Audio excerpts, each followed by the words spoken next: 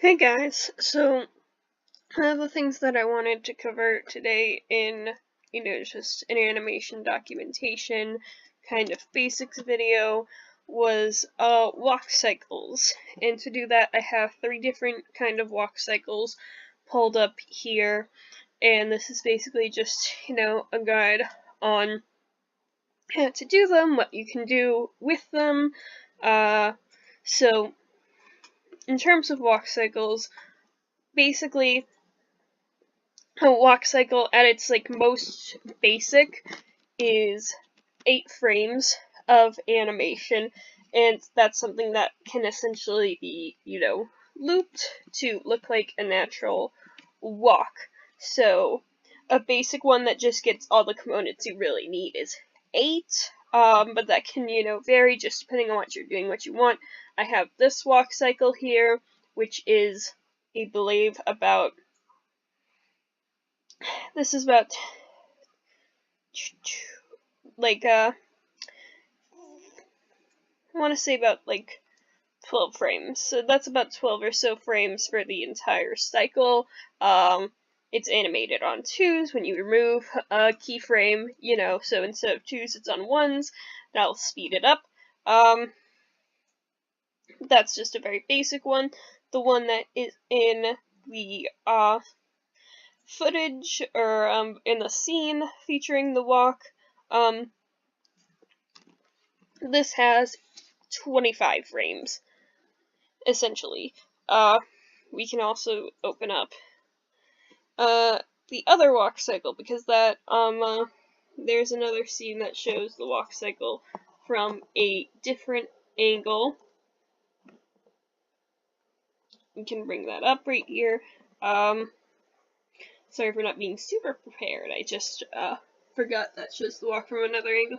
Basically, no matter what angle you're showing the walk from, if it can be, essentially repeated, in any kind of way, that is what makes it constitute as kind of a cycle.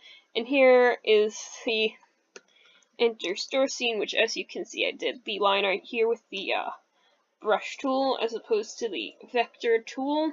But so let's see, from beginning to kind of the end of the cycle, and as you can see, the character shrinks because it's moving forward.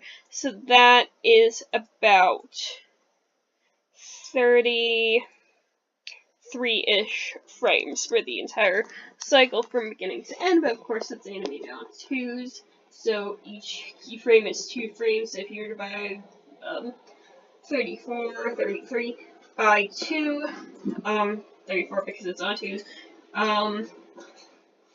34 divided by 2, that's about 17 frames for the cycle.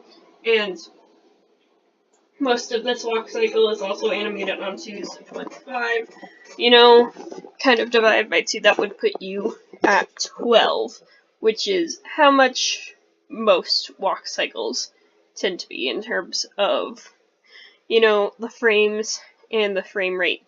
You can remove frames, if you want a bit more of a speed walk, a bit more of a power walk.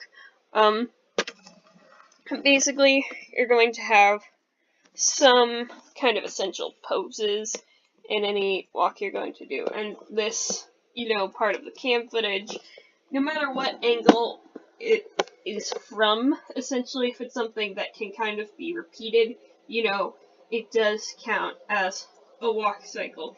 And obviously, you can do it in many ways where you have it move across the screen, and when you have it move across the screen, you want to really be, you want to really have your onion skin on, so when you, to make sure the feet are consistent and it's moving with the actual weight of the character, so that person's putting the feet down and it's moving ahead, but, the feet, this foot, that is, planted on the ground, it's leaning forward, but it isn't really, moving ahead when it's not supposed to. So you want to do that to kind of keep it consistent. And A cool thing is once you have your walk cycle, if you want it to keep, moving ahead, you can have things or characters do walk cycles and walk in place, so the cycle can walk in place. This is a walk cycle that is in place, and if I wanted it to look more like the character is moving, I could still have it be in place, but I could have things in the background move as this character, this praying mantis, for example, kind of moved along, But when you have backgrounds that are static, like in this cam footage, or in this walk cycle where the character is going across the mall, you really want them to essentially just be moving forward. So that's kind of what you have. But the cool thing is once you have your cycle and you have the whole cycle from, here to here is about the end of it where it's at the same pose again. From there you can just, you can copy these frames, paste them in front, and then use the editing multiple frames tool that we talked about, and as well as letting you transform as well, that will let you move the frames that you've then copied around. So you're just continuing the cycle, and it looks quite nice that way. So that's a very good thing, to do, and that's something that will make doing a walk cycle a lot easier for you in the future. And you just need to keep in mind, in terms of how you animate the walk cycle, what your character's doing, where they're going. So obviously this is from an upward angle, but it still is a walk cycle, so you still have, these arms are moving back and forth. You can see, it turns there, you can see kind of the legs. Even though it's a bit of an awkward angle, you can see, essentially what the character's doing in terms of moving and where they're putting their weight. And this also is like a different kind of angle.